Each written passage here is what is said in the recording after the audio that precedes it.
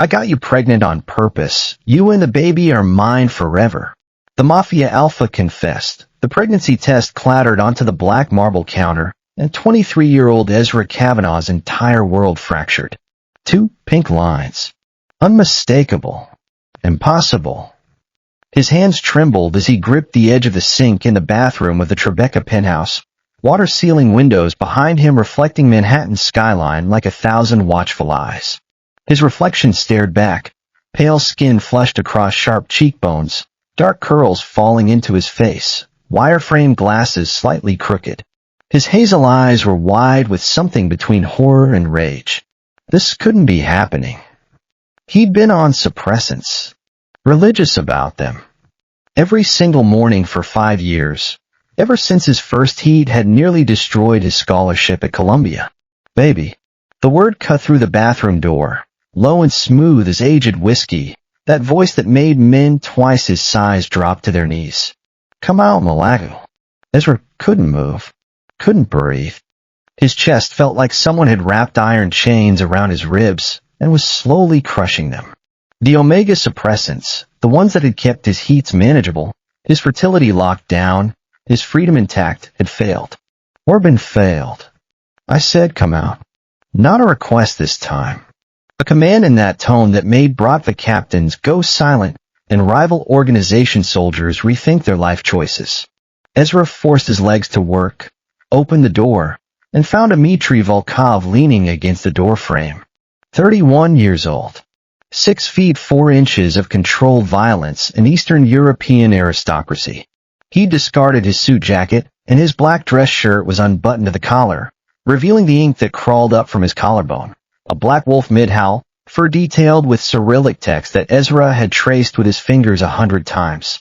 The wolf's jaws were open, teeth bared across Dmitry's throat, the rest of the tattoo disappearing beneath expensive fabric.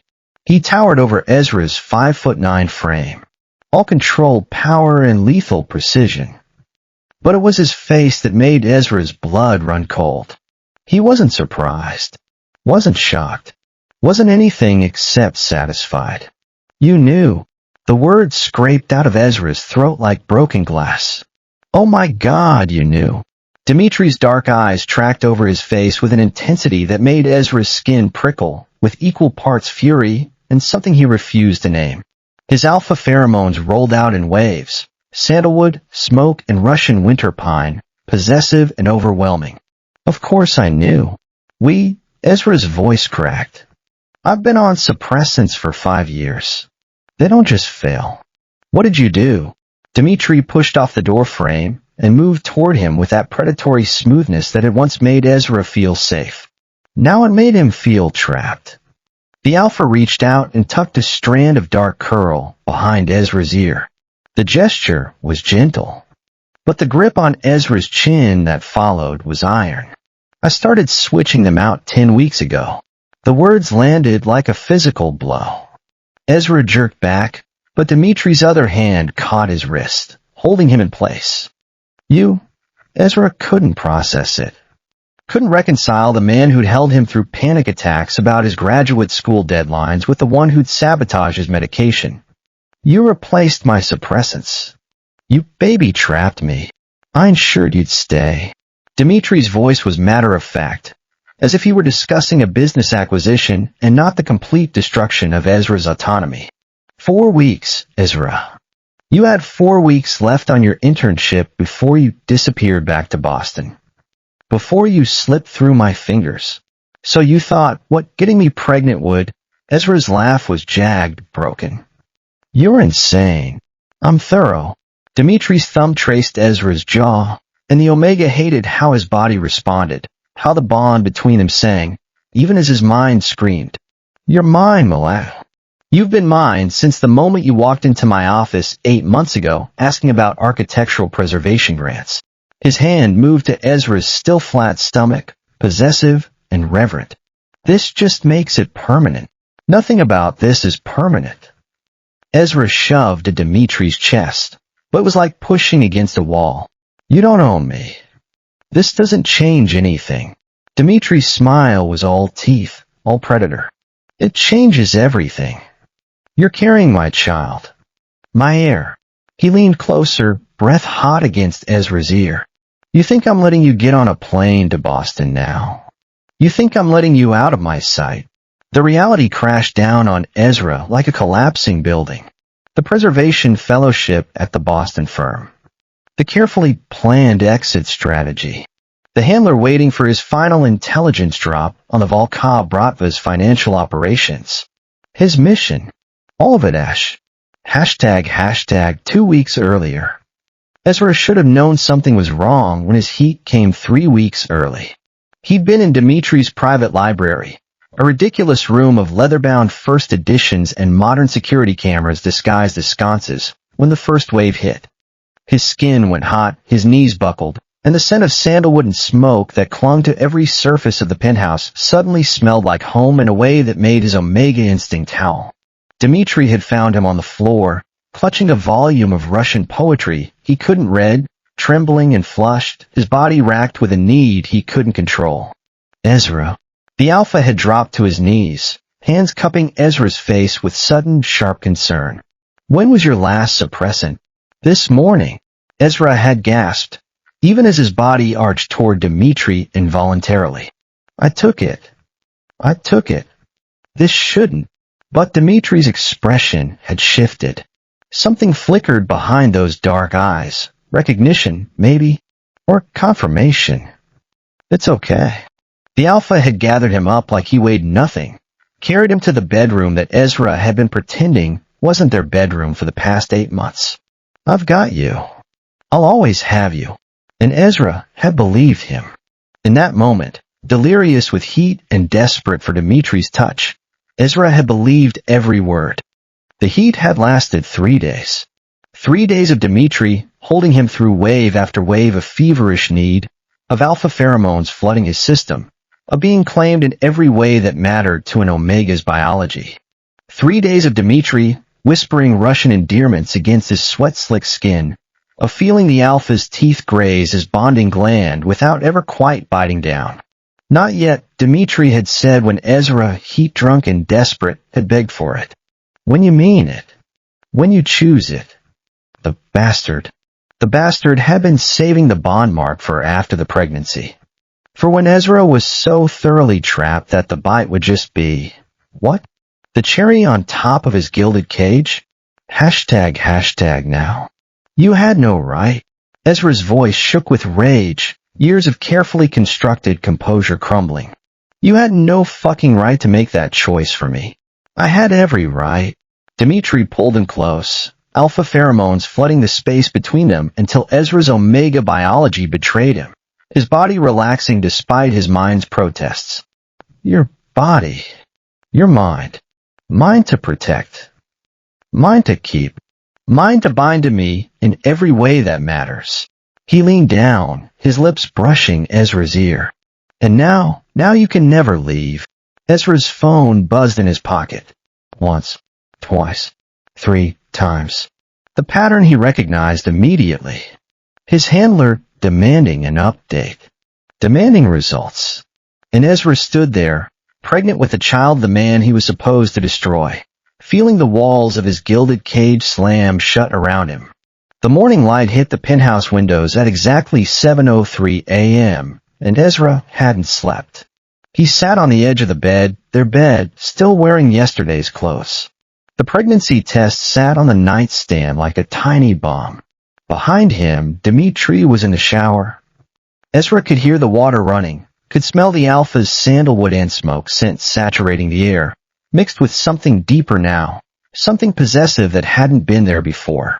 His Omega instincts recognized it immediately. Claiming pheromones. Dimitri's body was already preparing to bond. Already marking Ezra as his in ways that had nothing to do with paperwork or contracts and everything to do with biology. 4 weeks. He'd had 4 weeks left. Now he had, what? 9 months? 18 years? Forever. His phone buzzed again. Another message from the burner. Status update required. 72 hours. Ezra's hands clenched. The handler didn't know. Couldn't know. The mission was simple. Get close to Dmitri Volkov, extract intelligence on the Volkov-Bratva's money laundering operations, and disappear before anyone realized he'd been a plant. Plain. Simple. Except nothing about Dmitri had been simple. The Alpha had seen through every careful lie, every practiced smile, every calculated touch. And instead of exposing Ezra, he kept him, drawn him deeper, made Ezra want to stay, even as every survival instinct screamed to run. You're thinking too loud. Dimitri's voice came from the bathroom doorway. He was in dark slacks and nothing else, water still beating on his shoulders, tattoos on full display. The black wolf across his chest seemed to move in the shifting light. I can smell your distress from here. Maybe because you sabotaged my suppressants. Ezra didn't look at him. Couldn't. I secured my future. Dmitri crossed the room, each step deliberate. Our future. There is no our future. There's you being a controlling psychopath and me figuring out how to. How to what? Dmitri sat beside him, close enough that their thighs touched. Leave? You're not leaving, Ezra. Not now. Not ever. You can't keep me prisoner. I can protect what's mine. Dimitri's hand covered Ezra's, threading their fingers together. You know what happens to Omegas who carry the children of Bratva leaders? Do you know how many enemies would kill for the leverage you represent? Ezra's stomach dropped. He hadn't thought, hadn't considered. The Morozov family has been trying to take Volkov territory for 3 years. Dimitri's voice was clinical, detached.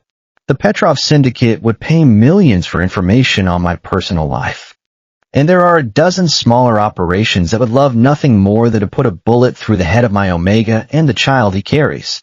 I'm not. Ezra swallowed. I'm not your Omega. You are. Dmitri turned Ezra's face toward him, fingers firm on his jaw. You've been my Omega since the first time you went into heat in my presence and begged me to stay. Don't. Ezra jerked away, shame flooding through him. That night, 3 months ago, when his suppressants had mysteriously failed for the first time. When Dmitri had found him in the firm's bathroom, delirious and desperate, and had taken him back to this penthouse. And oh God, 3 months ago. Ezra's voice went hollow. That wasn't an accident either, was it? Dimitri's silence was answer enough. You've been planning this. All of it. Ezra stood, needing distance, needing air. The heat, the bond forming. Now the pregnancy. You've been systematically destroying every exit I had. I've been ensuring you stay where you belong. Dmitri stood as well, and suddenly the room felt too small. With me. You're insane. I'm in love with you. The words hung between them like a knife. Ezra laughed, the sound cracked and awful. That's not love. That's obsession. That's the only way I know how to love. Dmitri moved closer, backing Ezra against the windows. I told you from the beginning, I don't do things halfway. When I want something, I take it. When I love someone, I keep them, even if they don't want to be kept. Especially then. His hand settled on Ezra's stomach, possessive and gentle. You'll understand eventually. When you feel our child move. When you realize that everything I did to protect this. To protect us. Ezra's phone buzzed again. 36 hours. Extraction protocol available if needed. Who keeps messaging you? Dimitri's voice went cold. Work. The lie came too easily. The firm needs. You're not going back to the firm. It wasn't a question. Excuse me? It's not safe. Dmitri stepped back, reaching for his phone. As of this morning, you're on indefinite leave. I've already informed your supervisor that you're dealing with a family emergency. You what? I'm protecting you. Dimitri's expression was impassive. Starting now, you have a security detail. Anton and Nikolai will accompany you anywhere outside this penthouse. No exceptions. You're assigning me guards. Ezra's voice climbed. You really are keeping me prisoner. I'm keeping you alive. Dmitri pulled on his shirt, buttoning it with precise movements. You want to hate me? Fine. Hate me. But you'll do it while alive and safe and carrying my child. He crossed to the bedroom door, then paused. Oh, and Ezra? I had your passport moved to my private safe. Just in case you were thinking about running. The door closed behind him with a soft click. Ezra stood alone in the golden morning light, looking out at Manhattan spreading beneath him like a beautiful trap, and felt the walls of his gilded cage lock into place. His phone buzzed once more. Time is running out. The bodyguards arrived at noon. Ezra was picking at breakfast, some expensive spread Dimitri's private chef had prepared, when the penthouse door opened and two men walked in like they owned the place. The first was tall and lean, with a scar slicing through his left eyebrow, moving with the casual violence of someone who'd killed before and would again. And the second was broader, built like a wall, with cold eyes that cataloged everything in the room, including Ezra's exact location and the three nearest exits. Nikolai. Dimitri materialized from his office, suit jacket on now, every inch the Bratva leader. Anton handles close protection. Nikolai coordinates with our intelligence network. He poured himself coffee, maddeningly calm. Between them, they've kept me alive through 6 assassination attempts. Ezra's mouth went dry. 6. That we know about. Anton's voice was gravelly, accent pure Moscow. He bowed slightly to Ezra. We'll keep you safe, sir. I'm not. Ezra looked at Dimitri. This is insane. I'm just an architecture student. Nobody cares about. You're carrying the heir to the Volkov Bratva. Dimitri's tone went diamond hard. The Morozov family has informants in every major firm in New York. By now, they know you exist. They know you're mine. And they know that the fastest way to hurt me is through you. The words landed like ice water. Ezra had been so focused on the pregnancy, the betrayal, the mission, that he hadn't processed the target now painted on his back. I have work, Ezra said, grasping for normalcy. Meetings. I can't just handle them from here. Dimitri checked his watch. I have to go to the shipyard. Anton and Nikolai will remain with you. If you need anything. Freedom. The word came out more bitter than Ezra intended. Dimitri crossed the room, cupped Ezra's face and kissed him, possessive, thorough, claiming. When he pulled back, his thumb traced Ezra's lower lip. Safety first. Freedom later. In that order. Then he was gone. And Ezra was alone with 2 trained killers and the suffocating weight of his new reality. The bathroom was the only place without cameras. Ezra checked 3 times before pulling out the burner phone, hidden inside his electric toothbrush case. A ridiculous spy movie cliché that had seemed clever 8 months ago. Now it felt like a child's toy in an adult's war. He typed quickly. Compromised. Pregnancy confirmed. Security increased. Need extraction.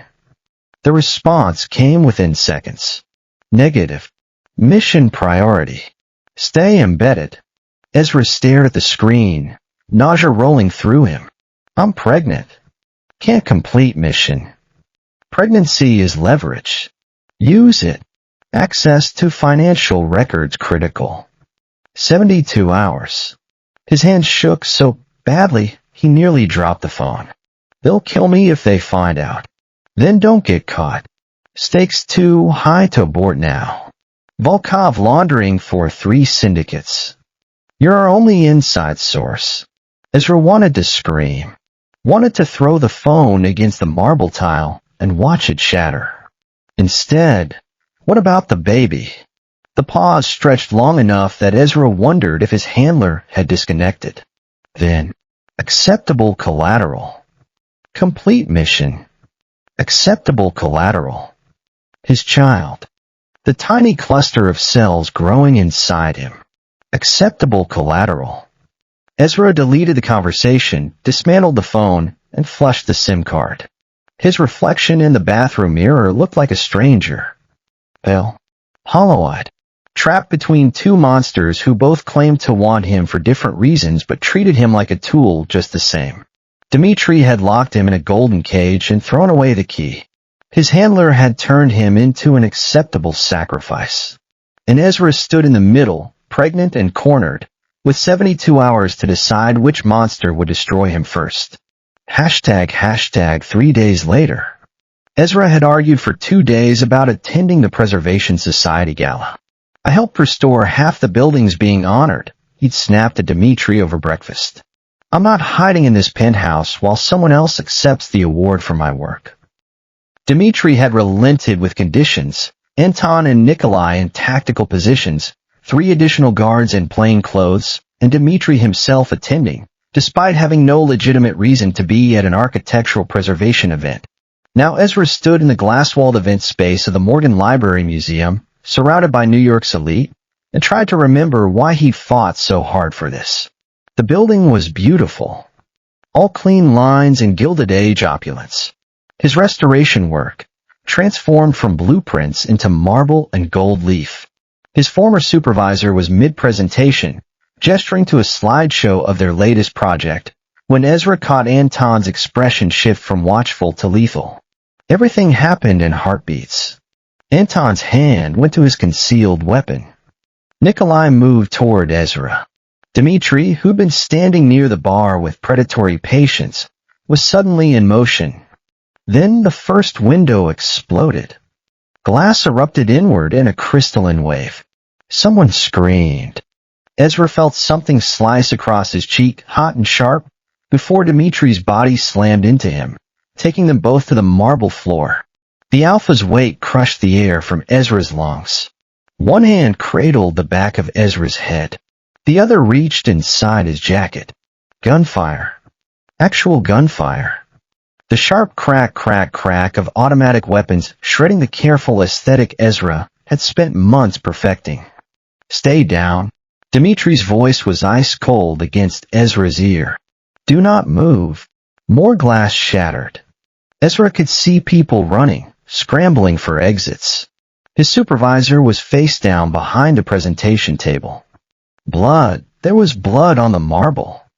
He couldn't tell whose. Dimitri rose in one fluid motion, gun drawn. And Ezra watched the man he'd slept beside for 8 months transform into something else entirely. The Alpha moved like violence choreographed. 3 shots, precise and devastating, through the broken windows. A body fell from the building across the street. Anton had 2 men on the ground. Nikolai was directing the evacuation with lethal efficiency. And Dimitri emptied his clip into the remaining shooters with the casual precision of someone ordering coffee. The silence after was worse than the gunfire. All clear, Anton reported, voice flat. 4 hostiles. 3 down. 1 in custody. Dimitri holstered his weapon and dropped to his knees beside Ezra, hands immediately cataloging for injuries. His fingers found the cut on Ezra's cheek, came away red, and something in his expression turned absolutely murderous. Who authorized this? His voice could have cut diamond. Who fucking authorized a hit in a public venue? Morozov family colors on the vests, Nikolai called out. This was a message. Then let's send one back. Dimitri lifted Ezra like he weighed nothing, cradling him against his chest despite Ezra's protests. Get the car. We're leaving. Now. I'm fine, Ezra managed, but his voice shook and his hands were slick with blood. Some from the glass, some from whoever had been standing too close. It's just a cut. You're bleeding. Dimitri's thumb traced the wound with devastating gentleness. You're pregnant and bleeding, and they tried to. His jaw clenched so hard Ezra heard teeth grind. They're all dead. Every single person who planned this.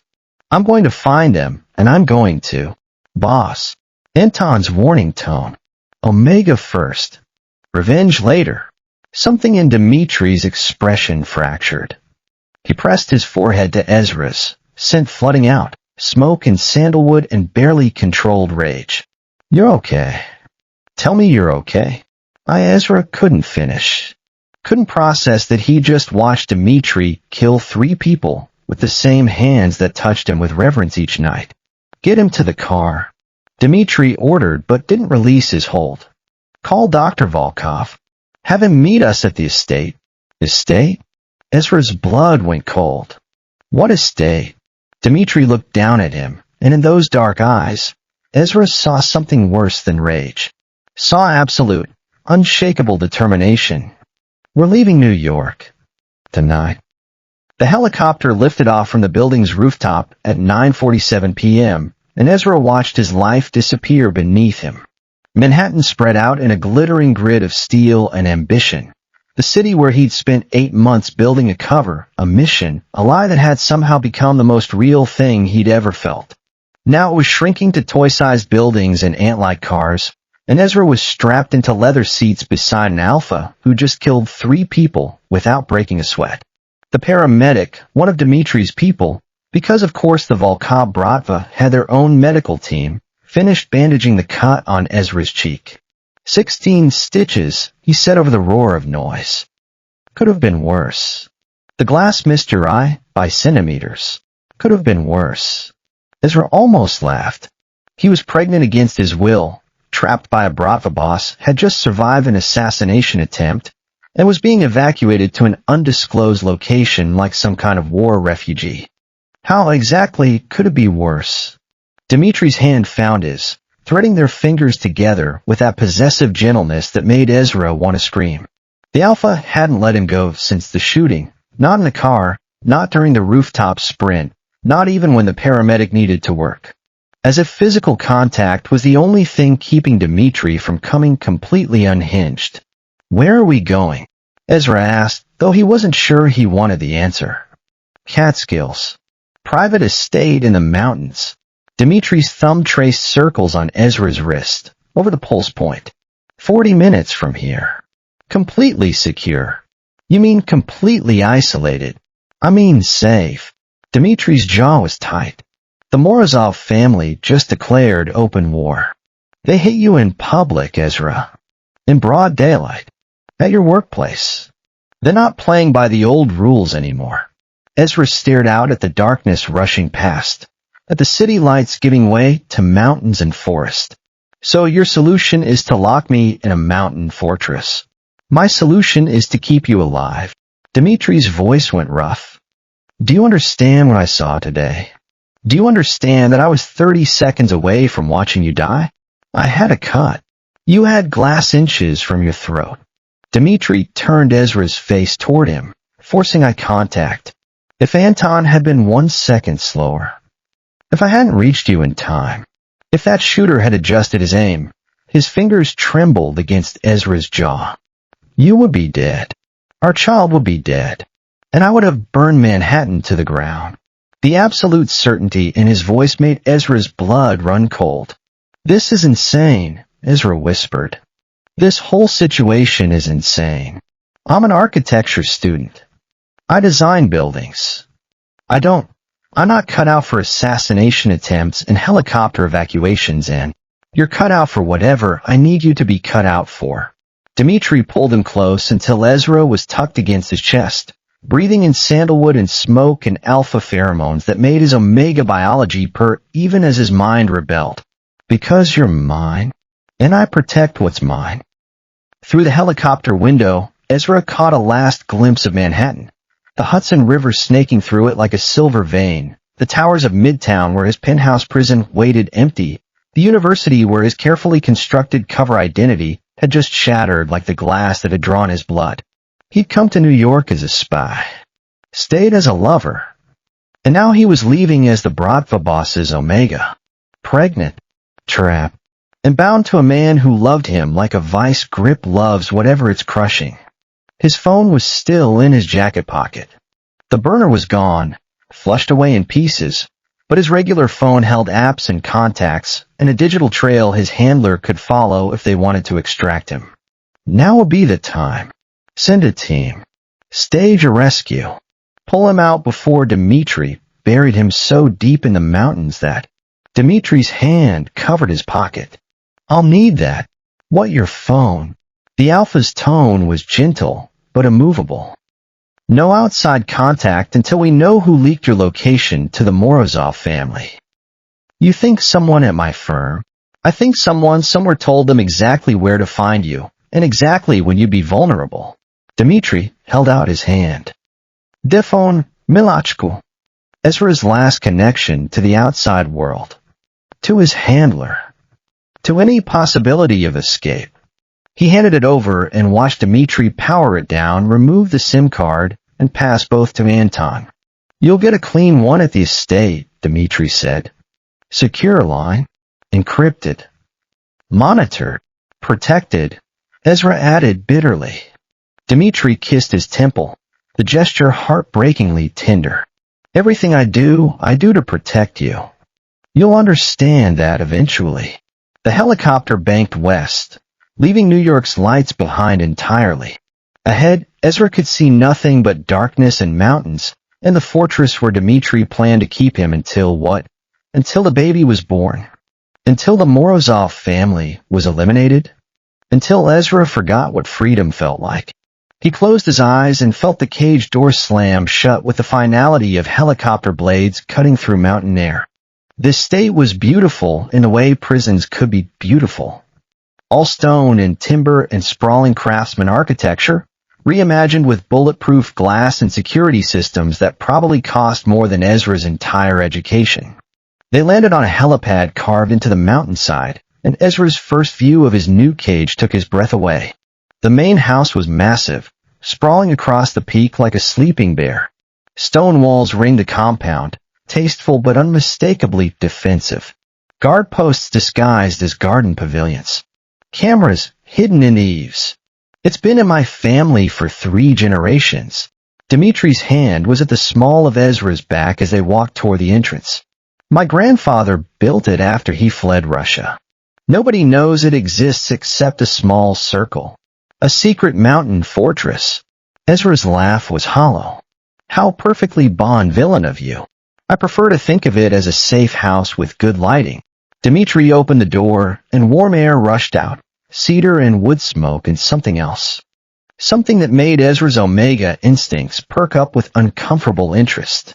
Alpha sin everywhere. This was Dmitri's den. Guest rooms are in the West Wing. Dmitri guided him through the entrance hall, past traditional Russian icons and modern art that probably cost 6 figures. But you'll stay in the master suite with me. Of course I will, Ezra muttered. But he was distracted by the space, by how the rustic architecture flowed into contemporary luxury, by the floor-to-ceiling windows that somehow made him feel both exposed and protected, by how right it smelled. His Omega biology was betraying him. Had been since the helicopter. Growing worse with every breath of Dmitri's concentrated scent.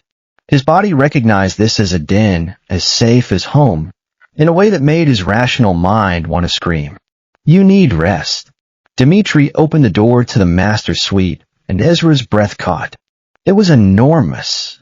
A massive bed with far too many pillows. Soft blankets. Windows overlooking the mountains wreathed in mist. And the nest. His Omega brain immediately cataloged the perfect positioning for security and comfort. He could already imagine rearranging it, building proper walls of pillows, creating that instinctive safe space for... No, absolutely not. I'm fine, Ezra said. But his hands were shaking, and his cheek throbbed where the stitches pulled. You're not fine. Dmitri steered him toward the bathroom.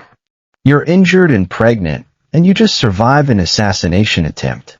Let me clean the wounds properly. The paramedic already. Let me. Something raw in Dmitri's voice made Ezra stop protesting. The Alpha sat him on the marble counter, gathered supplies from a cabinet that was apparently stocked like a field hospital, and started with devastating gentleness to clean the smaller cuts the paramedic had missed. Glass dust embedded in Ezra's hands. A scrape on his neck. Dried blood at his hairline. I should have seen it coming. Dmitri murmured, fingers feather light against Ezra's temple. Should have known the Morozov family would escalate. You're not omniscient. I'm supposed to be prepared. Dmitri's jaw clenched. When I saw that first window explode, when I saw you standing there, his hands stilled. I've never been that afraid in my life. The admission hung between them, raw and honest. Ezra looked at him. Really looked. And saw past the Bratva boss, past the possessive alpha, to the man underneath, who was genuinely terrified of losing what he'd so ruthlessly claimed. Why me? The question escaped before Ezra could stop it. You could have anyone. Why trap me? Dimitri's thumb traced Ezra's uninjured cheek, the touch reverent. Because you're the first person who ever looked at me and saw a man instead of a monster. Because you argue with me about architectural theory at 2 in the morning like my power meant nothing. Because his voice cracked. Because I've never wanted to be good for anyone before you. Ezra's chest ached. This would be so much easier if Dimitri was just a monster. If he didn't have these moments of vulnerability that made Ezra want to. His Omega instincts surged, demanding he comfort his Alpha, soothe the distress he could smell rolling off Dimitri in waves. His body leaned forward without permission, seeking contact, seeking. He caught himself. But barely. I hate this, Ezra whispered. I hate that my body wants you even when my mind knows this is wrong. I know. Dimitri pressed their foreheads together. But we have time. Time for you to see that I'm not your enemy. That everything I do is to keep you safe. You took my choice. I made one for us both. Dimitri's hand settled on Ezra's waist, possessive but gentle. And I do it again. Every time. Because a world where you leave me isn't a world I can survive. It should have terrified him. It did terrify him. But some treacherous part of Ezra's Omega heart understood exactly what Dimitri meant. Ezra woke to find Dimitri standing at the window, silhouetted against the pre-dawn mountains. He'd fallen asleep in the nest, because that's what it was now. He'd spent an hour rearranging pillows and blankets while Dimitri watched with barely concealed satisfaction. But the Alpha wasn't beside him. Instead, he stood motionless, shoulders rigid, radiating the kind of tension that made Ezra's Omega instinct scream wrong. Alpha distressed. Fix it. Dimitri. The Alpha didn't turn. Go back to sleep. But Ezra could smell it now, the acrid edge of distress beneath the sandalwood and smoke. He slipped out of the nest, padded across cold floors, and stopped a few feet behind his captor. His monster. What's wrong? Today's the anniversary. Dimitri's voice was flat. 16 years since I watched my father die. Ezra's breath caught. In 8 months together, Dimitri had never mentioned his father. Never mentioned anything about his past, except that his grandfather had started the Volkov Bratva from nothing. He was Omega. Dimitri continued, still not turning. Beautiful. Gentle. Everything my grandfather wasn't. My grandfather loved him desperately, but love doesn't stop bullets. Doesn't pay debts. Doesn't keep rival families from deciding your Omega spouse is the perfect pressure point. Ezra moved closer, drawn by the rawness in Dimitri's tone. I was 15. Old enough to understand what was happening, but too young to stop it. Dimitri's reflection in the glass showed no expression, but his hands were white-knuckled fists. The Morozov family wanted territory my grandfather controlled. They sent a message by taking my father from our home. My grandfather tried to negotiate, tried to pay, tried everything except what needed to be done, which was burn them all. Dimitri's smile was terrible. Instead, he followed their rules, played by their codes. And 3 days later, they sent my father back in pieces. Ezra's stomach turned. My grandfather never recovered. Drank himself to death within a year. Left me the organization when I was 16. Dimitri finally turned, and his eyes were black glass. You know what I learned watching my father die because my grandfather was too weak to protect him? Ezra shook his head, throat tight. That love without power is just permission for someone to take what you love. That mercy is a luxury only afforded to those strong enough to be cruel. That if you want to keep something, his hand came up, cupped Ezra's face with devastating gentleness. You don't ask permission. You don't play by anyone's rules but your own. So you became the monster your grandfather couldn't be. I became strong enough that no one would ever take from me again. Dimitri's thumb traced Ezra's stitches. My father died because my grandfather loved him too much to do what was necessary. I watched him beg, watched him break, watched him choose honor over action until there was nothing left to save. And you decided you'd never be that helpless again. I decided I'd burn the world before I let it take what's mine.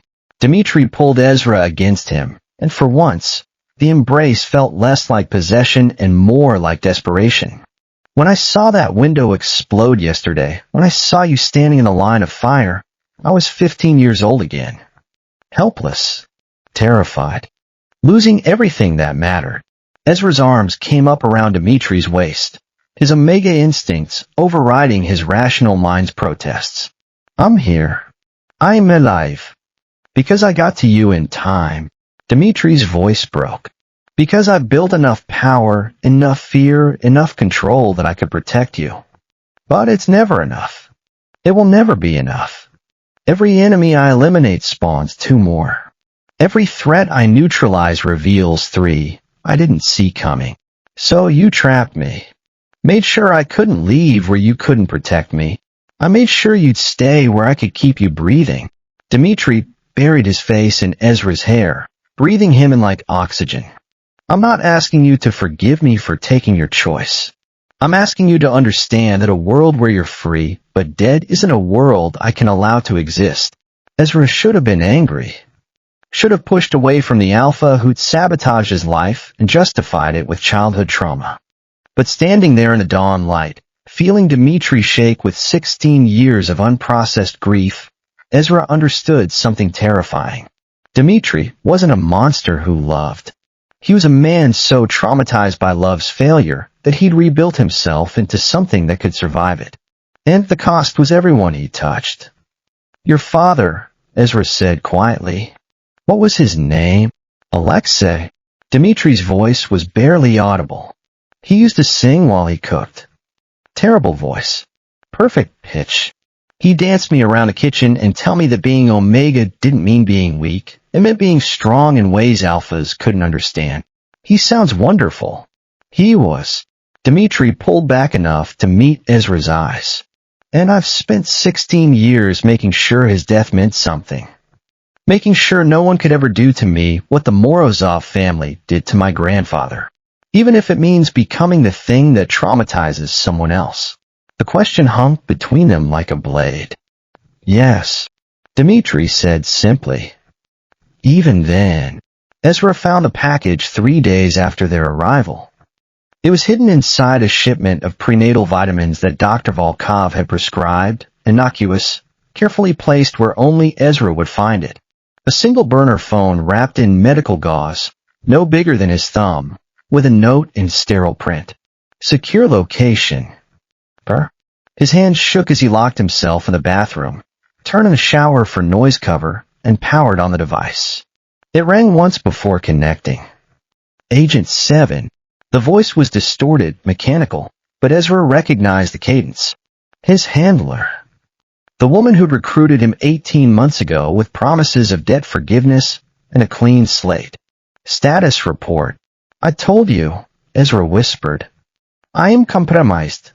Pregnant. Under constant surveillance. The mission is more critical than your personal circumstances. The handler's tone could have frozen blood. The Volkov Bratva isn't just local organized crime anymore.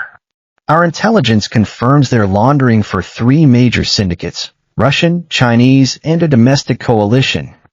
We're talking billions in untraceable funds flowing through Dmitri Volkov's operations. I don't care about. You should care that if we don't expose this network, it funds everything from human trafficking to weapons deals to political corruption at the highest levels. The mechanical voice sharpened. You were recruited for a reason, Agent 7. Your architecture background gave you access. Your Omega status made you invisible. And your debt made you motivated. Ezra's chest tightened. The debt. His mother's medical bills after the accident. The loan shark circling. The threat of his family losing everything. The handler had made it all disappear, in exchange for 18 months infiltrating Dimitri's organization. Things have changed, Ezra said. He knows. He's paranoid about security. I can't access his financial records without. You're living in his private estate, sleeping in his bed, carrying his child. The handler's laugh was mechanical and cruel. You have more access than any operative we've ever placed. You just need to use it. He'll kill me if he finds out, and we'll kill you if you don't deliver. No inflection. No emotion. Pure fact. You have 72 hours to access and transmit Dmitry Volkov's complete financial network. Banking codes. Shell company structures. Money flow documentation. Everything. That's impossible. Then you better get creative. Because if we don't receive that data in 72 hours, we activate permanent termination protocol. Ezra's blood went cold. You'd kill a pregnant Omega? We'd eliminate a failed asset. Plus, your mother's medical debt has been reinstated as of this morning. If you're terminated, so is the protection we've provided your family. The loan sharks know where she lives, Agent 7. They know which hospital she's in. They know. Stop. Ezra's voice cracked. Just stop. 72 hours. The phone has encrypted upload capabilities. Get us the files or accept the consequences. Why are you doing this? I've given you everything. You've given us 8 months of surveillance and pillow talk. The handler's voice went arctic. We need actionable intelligence. We need proof. And we need it before Dmitry Volkov's operation goes so deep underground we lose our chance to dismantle it. Volkov isn't. He's not just a target anymore. Then you have a choice to make. The handler's tone softened fractionally, and that was somehow more terrifying. Your Alpha's criminal empire or your family's survival. The monster who trapped you, or the people who raised you. 72 hours to decide which side of this war you're really on. The line went dead. Ezra sat on the bathroom floor, water still running, and felt the last piece of solid ground crumble beneath him. He thought the worst choice was between freedom and captivity, between running and staying. He'd been wrong. The real choice was between the man who'd stolen his autonomy but would die to protect him, and the people who'd recruited him with lies but held his family hostage. Between the monster who loved him like possession and the organization that valued him as ammunition. His hand went to his stomach, to the tiny life growing there that both sides considered expendable. 72 hours to betray Dmitry, or watch his family destroyed. 72 hours to become the weapon his handler needed, or the corpse Dmitry's enemies wanted. 72 hours to decide if he was a spy, a victim, or something worse. The person who destroyed everyone he touched just by existing between two worlds. Outside, he could hear Dmitry moving through the suite, probably looking for him. Alpha instincts demanding to know where his Omega was. Ezra flushed the note, dismantled the phone, stared at his reflection in the mirror. The stitches on his cheek were healing. The shadows under his eyes were not. He stepped out of the bathroom to find Dmitry waiting, concern etched across his features. You okay? You were in there a while. Morning sickness. Ezra lied and hated how easily it came. I'm fine. Dmitry pulled him close, and Ezra let himself be held by the man he might have to destroy in 72 hours, if he could figure out how to survive the choice at all. #, 48 hours later. Ezra waited until 3 in the morning, when even Anton's patrol patterns had gaps. Dmitry was asleep, one arm thrown possessively across where Ezra should have been. And the guilt was a living thing, eating Ezra from the inside. 48 hours since the handler's ultimatum. 24 hours left. His mother's face haunted every decision. Her labored breathing in that hospital bed. The loan sharks who'd made their lives hell before the handler had made it all disappear. Acceptable collateral, the handler had said about Ezra's baby. I'd burn the world, Dmitry had said about losing Ezra. And Ezra stood between them with blood on his hands before he'd even begun. Dmitry's office was in the east wing, behind 3 security doors. Ezra had watched the Alpha unlock them a dozen times. The code was burned into his memory. His architect's brain cataloged patterns like breathing.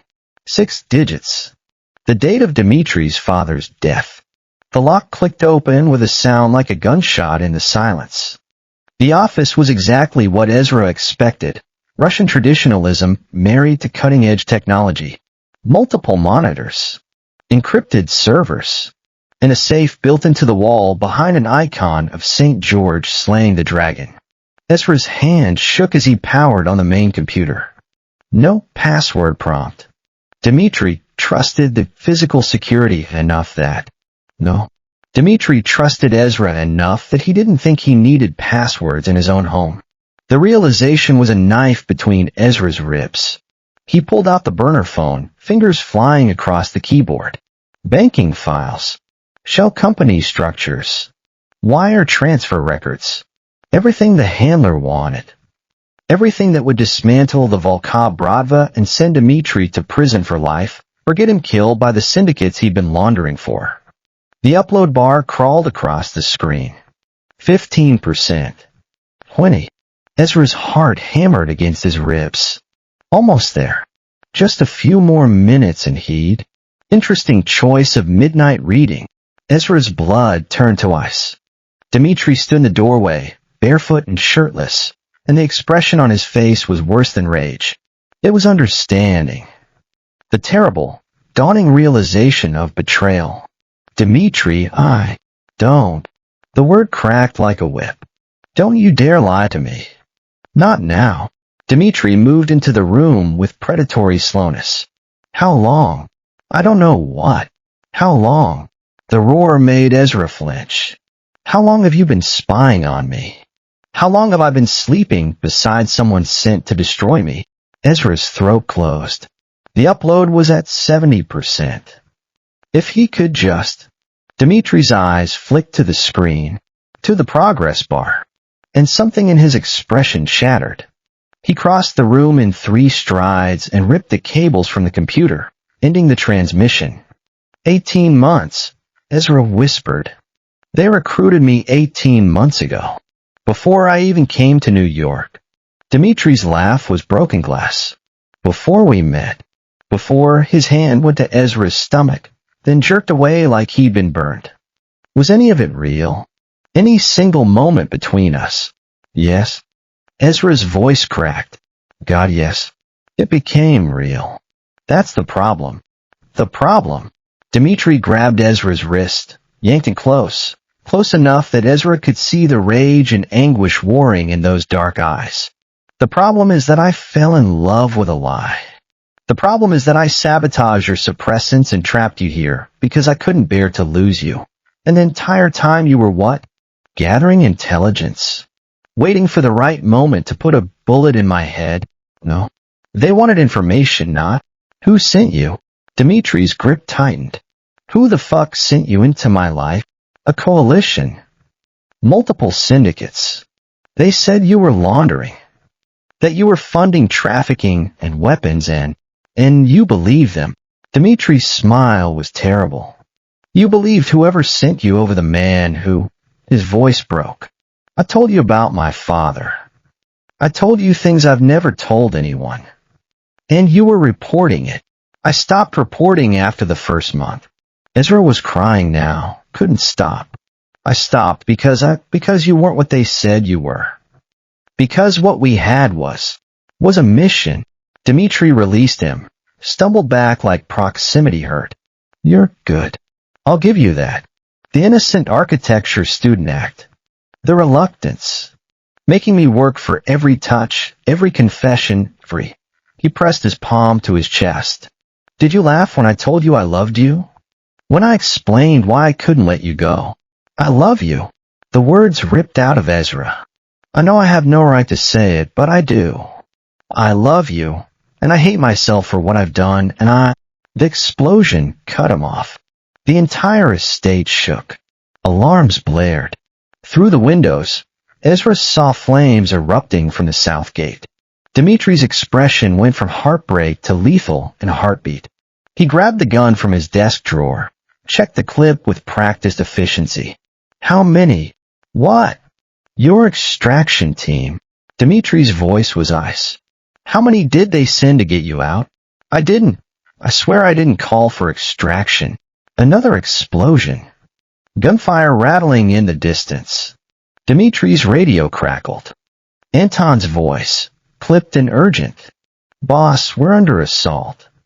At least 20 hostiles. Military-grade equipment. They're cutting through the perimeter. Hold them. Dimitri was already moving, grabbing body armor from a hidden closet, moving with the efficiency of someone who'd prepared for this exact scenario. Pull everyone to the main house. Priority is, he looked at Ezra, and the pain in his eyes was devastating. Priority is keeping the Omega alive until we sort out which side wants him dead. Dimitri, please. You don't get to please me anymore. Dimitri tossed him a vest. Put this on. Whatever happens next, you're staying alive long enough to tell me every single person involved in this. Every name. Every organization. Everyone who sent you into my life to destroy it. They have my family. Ezra's voice broke. My mother. They said if I didn't deliver the files, they'd kill her. They'd reinstate her medical debt and... So you're going to let them kill me instead? Dimitri strapped on a vest, checked his weapons. Very pragmatic. I was trying to save everyone. You can't.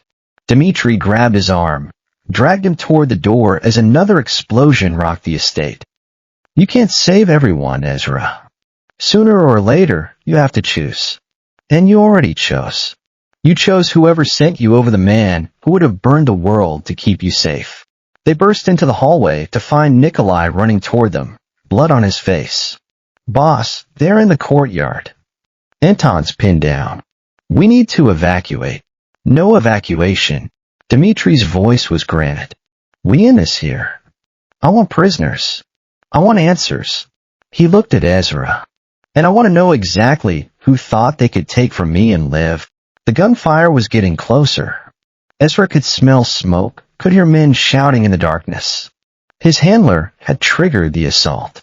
Had decided that if Ezra couldn't deliver the files, they'd take them by force and eliminate both Ezra and Dimitri in the process. Acceptable collateral. I'm sorry, Ezra whispered. But Dimitri was already moving. Already transformed into the monster the world feared. And Ezra understood with terrible clarity that he just destroyed the only person who'd ever loved him enough to be a monster for him instead of to him. The choice was made. Now came the consequences. The courtyard had become a war zone.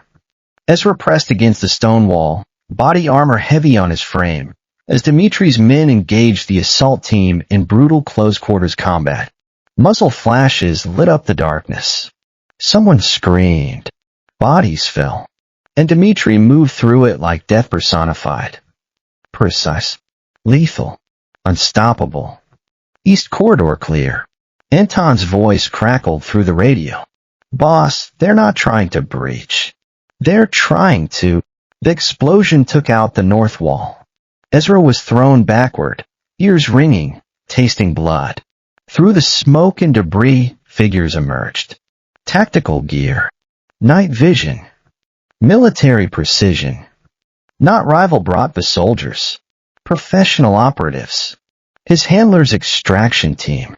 Target acquired. The voice came through a modulated speaker. A woman stepped through the rubble, rifle trained on Ezra. Agent 7. You're coming with us. Willing or otherwise. He's not going anywhere. Dimitri appeared from the smoke, gun raised, bleeding from a gash across his temple. You made a mistake coming here. We made a mistake trusting a compromised asset. The woman's helmet concealed her face, but her tone was clinical. Agent 7 failed to deliver. Her protocol is extraction, starting with Dmitri Volkov himself. More operatives flanked them. Ezra counted 6, each armed, each positioned to create a lethal crossfire. Dimitri was outnumbered, outgunned, and still putting himself between Ezra and the threat. You can't win this, the woman said. Stand down, and we'll make it quick. Dimitri's laugh was feral. You have no idea what I'm capable of. Actually, we do. The woman's gun shifted to aim at Dimitri's chest. We've studied you for 18 months through Agent 7's reports. Your patterns, your weaknesses, your pathological need to protect what you claim is yours. Her helmet turned toward Ezra. He played you perfectly. And now you're going to die for her. Ezra moved without thinking. He lunged forward, putting himself in the line of fire, hands raised. Stop. Just stop. Ezra, get back. Dimitri tried to pull him away. No. Ezra held his ground, heart hammering. You want the files. You want Volkov's financial network. He pulled the burner phone from his pocket, the backup he kept hidden.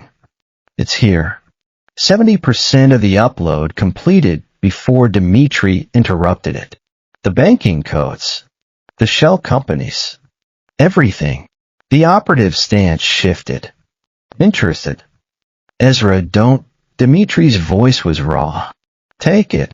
Ezra held out the phone. Take it and leave. Call off the assault. My mother's debt is cleared. You get your intelligence. Everyone walks away. You think we're negotiating. The woman's laugh was mechanical. We're taking the files and Dmitri Volkov. Dead or alive. Then you're not taking anything. Ezra's voice steadied. Because I'll destroy this phone right now. Smash it. Burn it. And every copy of that data is encrypted with a code only I know. You kill him, you get nothing. The standoff crystallized. Ezra could feel Dimitri's rage radiating behind him, his alpha instinct screaming to protect, to remove Ezra from danger. You'd protect him? The operative sounded genuinely confused. After he trapped you? Baby trapped you? Took your choice. He took my choice because he loved me. Ezra's hand shook, but his voice didn't. You took my choice because I was ammunition. There's a difference. Sentiment makes you weak, Agent 7. No. Ezra met where he imagined her eyes were behind the helmet. It makes me dangerous. Because I'm done being a weapon for people who see my child as acceptable collateral.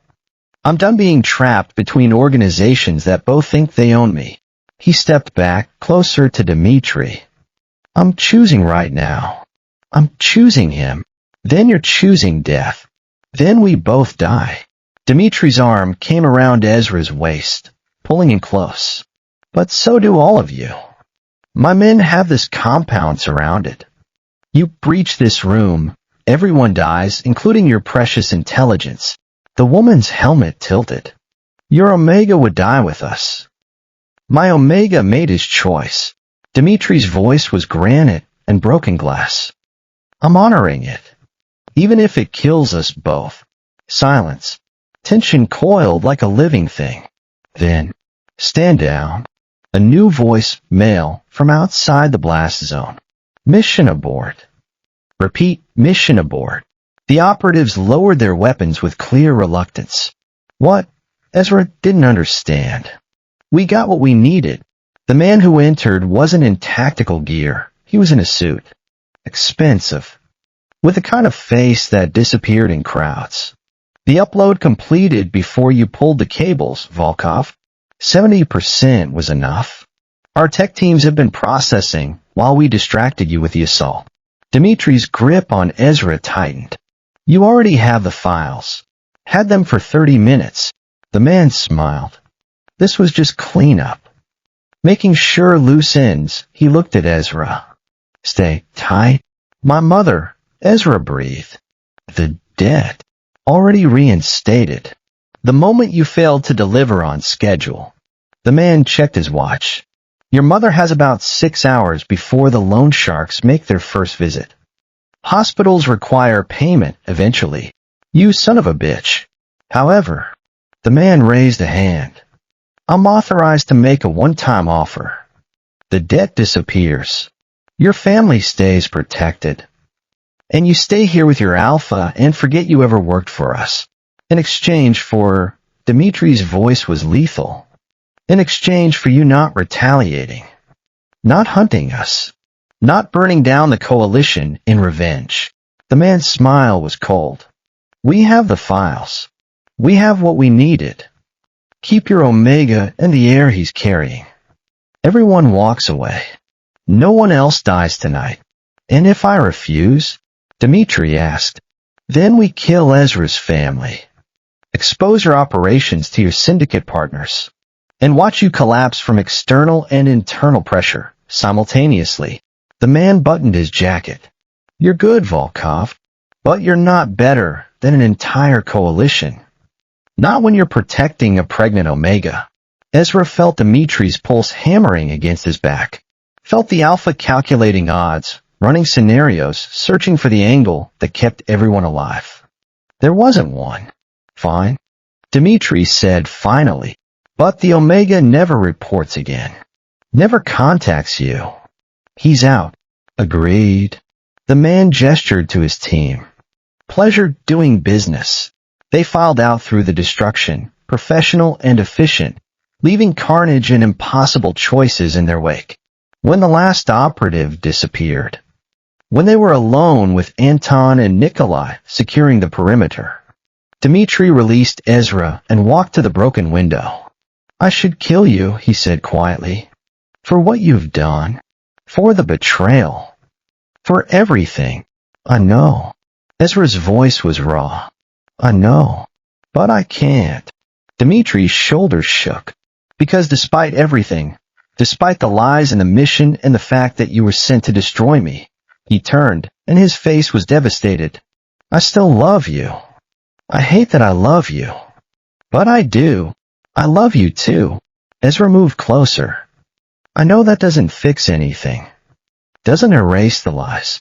But somewhere between the mission and the pregnancy and the helicopter ride to this mountain, it became real. You became real. Real enough to choose me when it mattered. Real enough that I'd rather die with you than live without you. Dmitri pulled him close. And they stood in the wreckage of the compound. Two broken people who'd lied and manipulated and trapped each other into something that looked like love from certain angles. This isn't a fairy tale, Dmitri said against Ezra's hair. We don't get a happy ending. No. Ezra's hands fisted in Dimitri's shirt. We get an honest one. You took my choice. I betrayed your trust. We're starting from ashes. Can you live with that?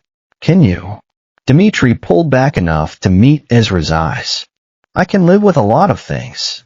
But I can't live without you. So we figure it out. We rebuild. We learn to trust again, even if it takes years. Years of you being a possessive alpha who sees threats everywhere. Years of you being a stubborn Omega who argues with me about everything. Dimitri's smile was broken but real. Years of raising our child and dealing with the fact that we're both monsters who somehow found each other. That's the worst proposal I've ever heard. It's not a proposal. Dimitri's hand settled on Ezra's stomach. It's a negotiation. You stay. I work on trusting you. You work on forgiving me. We build something real from the wreckage of what we destroyed. Ezra looked around the compound. Walls blown apart, blood on stone. The price of their choice written in destruction. Then he looked at Dmitri. The alpha who trapped him. Loved him. Almost died protecting him despite the betrayal. Okay, Ezra said. Let's negotiate. It wasn't a love story written in the stars. It was a love story written in fire and blood and brutal honesty. The only kind two broken people could build that might actually last. In the months that followed, they learned each other again. Not the versions they pretended to be, the innocent architecture student and the generous patron, but the real ones. The spy and the crime lord. The Omega who'd been raised to survive, and the Alpha who'd been forged in grief. Dimitri's possessive instincts didn't disappear, but Ezra learned to read them, to see the difference between control and terror. Every time Dimitri's hand found Ezra's stomach in the middle of the night, checking that he was still there, still safe, that wasn't ownership. That was a 15-year-old boy who'd watched his father get taken and had spent 16 years trying to make sure it never happened again. And Ezra's lies didn't stop hurting, but Dmitri learned to ask instead of accuse. To say, who texted you? without the undertone of "Are you reporting on me again?" To believe that the man who'd chosen him in a hail of gunfire wasn't going to choose differently when things got quiet. Their child was born on a rainy Tuesday in late September. A son, dark hair like Dimitri's, and eyes that shifted between gray and green, Ezra's eyes, but something entirely their own. Dimitri held him with hands that had killed dozens of men, and shook like leaves in the wind. "Moi sin," he whispered. "Moi malish." Ezra watched the monster cradle their son, watched the alpha who trapped him, baby trapped him, changed him, weep with a joy so pure it made Ezra's chest ache. "We're going to do this differently," Ezra said, not a question. Dimitri looked up, tears on his cheeks. "How?" "I don't know yet." Ezra reached out, traced the tattooed wolf on Dimitri's throat, the one that had once seemed like a warning and now seemed like armor. "But we're going to try. Every day. Even when we fail. Especially when we fail." Dimitri leaned down, pressed his forehead to Ezra's, a gesture so familiar now that Ezra couldn't remember a time before it. "I'm still going to be possessive," Dimitri warned. "I'm still going to keep secrets." Ezra met his eyes. "But not those secrets. Not the ones that destroy us. Then we negotiate." Dimitri's smile was small, realist. "Every day. For the rest of our lives." Outside, the rain softened to mist. Inside, two broken people held their son, and started building something that might, against all odds, be worth the wreckage they'd left behind. It wasn't forgiveness. Not quite. It was something rawer. Something harder. It was choice.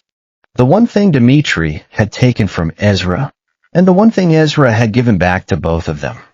Then,